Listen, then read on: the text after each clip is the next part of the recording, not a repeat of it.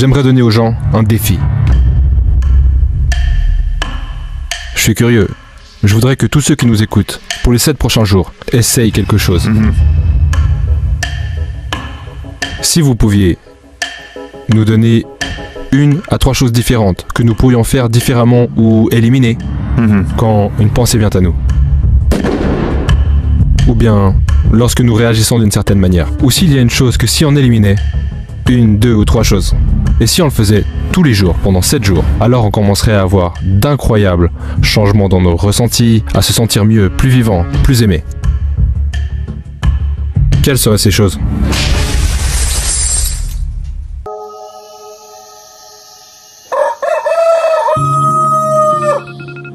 Ok, eh bien la plupart des gens premièrement se lèvent le matin et ils regardent leur téléphone. Ils consultent leurs messages, leur WhatsApp. Ils postent quelque chose sur Facebook, ils tweetent, ils regardent les infos. Puis ils vont aux toilettes, prennent un café, prennent une douche, s'habillent, consultent leur email, font le même chemin jusqu'au travail. Ils font les mêmes choses donc, ils sont programmés. Ils ont en fait perdu leur arbitre et sont programmés. Vous savez, au moment où ils décideront de changer, dès que vous décidez de changer, peu importe ce que vous voulez changer chez vous, tenez-vous prêt, parce que ça va être inconfortable. Ça va faire mal. Vous allez quitter le connu. Ouais. Vous allez quitter ce qui vous est familier et entrer dans l'inconnu. Ce qui vous est familier, est inconfortable et douloureux. Tout à fait. Ce sera quand même douloureux de se défaire de la douleur. Voilà, parce que certaines personnes sont très heureuses d'être malheureuses. Ouais. Donc en fait, ils préfèrent s'accrocher à leur souffrance que de tenter leur chance ailleurs. Donc, les gens doivent se dire « Je n'ai vraiment rien à perdre, pas vrai ?» Donc, s'ils se disent « Je suis prêt à sortir de ma zone de confort et d'aller vers l'inconnu », il s'avère que c'est l'endroit idéal pour créer. Donc si vous commencez votre journée, et commencez avec cette question simple. Quelle est la meilleure version de moi-même que je peux être aujourd'hui ? Vous allez vous poser cette question. Et maintenant écoutez, votre corps va vous dire « Eh bien, tu dois prendre un café, je suis fatigué. » Et vous devez lui dire « Non, non, mon gars. Tu n'es pas le cerveau ici. Je suis le cerveau. Tu vas t'asseoir ici, je vais te nourrir. Tu vas avoir ton café, tu vas avoir toutes ces choses. Mais là tout de suite, c'est mon moment. Et tu vas m'obéir. Ok ? Donc maintenant, le corps n'est plus le cerveau. Vous êtes le cerveau. Donc quand il veut se lever et que vous en prenez conscience et que vous revenez au moment présent, à chaque fois que vous faites ça, c'est une victoire. Et vous changez des aspects de vous-même. Ensuite, posez-vous cette question. Je le fais tout le temps. Écrivez 4 pensées pour lesquelles vous allez être conscient toute la journée. Je ne peux pas, c'est trop dur. Vous allez être surpris. Dès le moment où vous prenez conscience de ces pensées, à quel point vous n'en aviez pas conscience depuis des jours et des semaines. Écrivez ce que vous dites, avec vos propres mots. 4 choses que vous voulez changer, dans votre façon de vous comporter. Vous plaignez-vous ? Vous faites-vous des reproches ? Vous inventez-vous des excuses ? Vous apitoyez-vous sur votre sort ? C'est un état d'esprit de victime. Avec quelles émotions vivez-vous ? Est-ce possible que vous êtes tellement habitué à vivre dans la culpabilité sans même savoir ce que c'est que ça vous semble être vous ?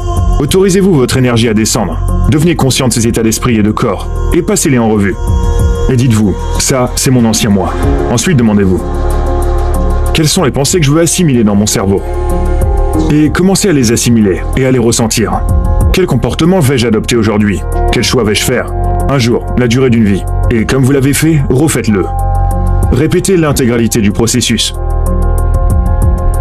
Commencez à installer le programme neurologique dans votre cerveau. Et si vous persistez à l'installer, le programme deviendra un logiciel. Et vous commencerez à penser et à agir de cette façon. Et puis, voilà la partie difficile. Pouvez-vous enseigner à votre corps émotionnellement ce qu'il va ressentir à l'avenir avant même qu'elle ne se manifeste ?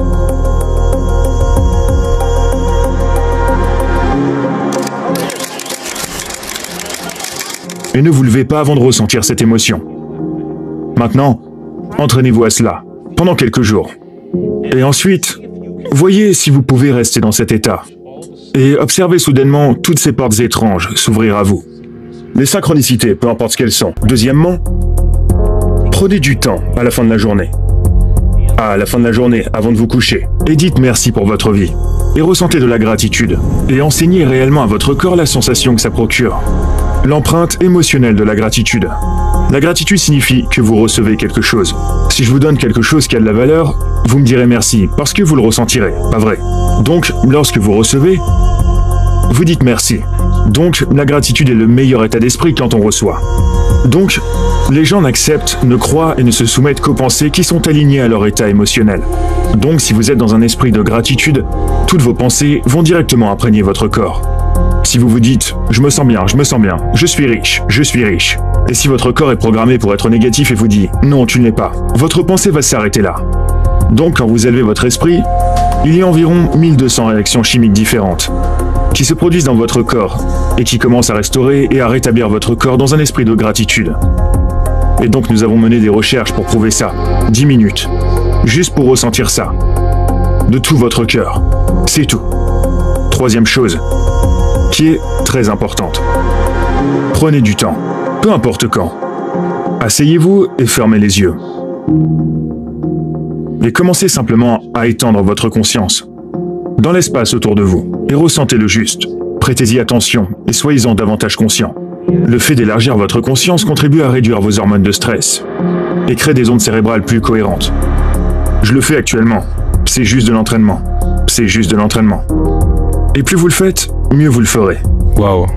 Donc, si vous vivez à travers ces états supérieurs et vous savez comment ressentir cette émotion future avant qu'elle ne survienne, vous serez moins susceptible d'attendre qu'elle ne survienne parce que vous aurez l'impression que ça s'est déjà produit. Vous serez moins susceptible d'essayer de la contrôler.